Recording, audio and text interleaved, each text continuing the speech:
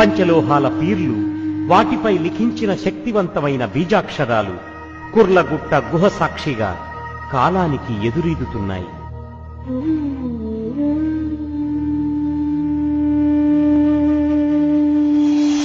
సుమారు 90 ఏళ్ల క్రితం తిరుమల కొండన్న అనే గొర్రెల కాపరి తన దాహాన్ని తీర్చుకునేందుకు ఈ పీర్లున్న బావిలోనికి దిగాడు. కుర్లగుట్ట గుహలో ప్రాణప్రతిష్ఠ జరిగి శక్తివంతమైన బీజాక్షరాలతో, పంచలోహాలతో, సూర్యకిరణాలకు ధగధగా మెరుస్తున్న పీర్లను చూసి కొండన్న భయపడ్డాడు. గ్రామస్తులందరికీ, తన తల్లిదండ్రులకు ఈ విషయం చెప్పాడు. ఎవ్వరూ నమ్మలేదు. కొండన్నకి పీర్లు రోజూ కలలోకి రావడం జరుగుతుండేది. విచిత్రంగా కొన్ని రోజులకి కొండన్న ఆరోగ్యం క్షీణించింది. గ్రామ ప్రజలందరూ సమావేశమయ్యారు. కొండన్నను పలకరించారు. కొండన్నతో, మీరు దయ్యమా దైవమా, సత్యమును చూపించమని స్వామిని అడగమని చెప్పారు. ఆ రోజు రాత్రికే కలలోకొచ్చి స్వామి, నిజరూపం నీకొక్కడికే చూపితే ఎవరూ నమ్మరు, అందరినీ కుర్లగుట్ట దగ్గరకు తీసుకురా, సత్యమును చూపిస్తానని చెప్పాడు.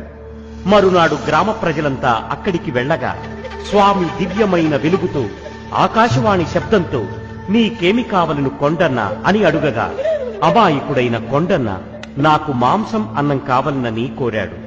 వెంటనే 2 సానికల మూకట్లతో స్వామివారు ఆహార పదార్థాలను అనుగ్రహించారు.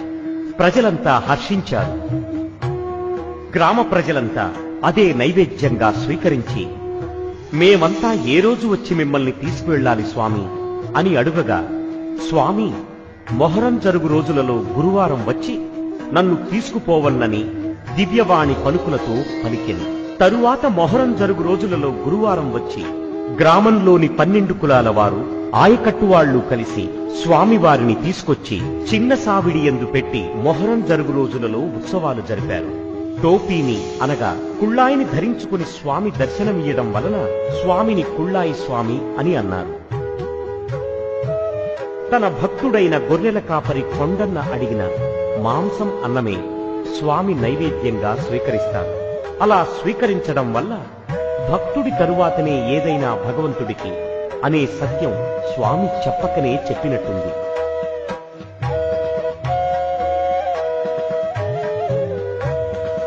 స్వామివారి లీలలు అనంతం. వారి లీలలు మన భాగ్యం.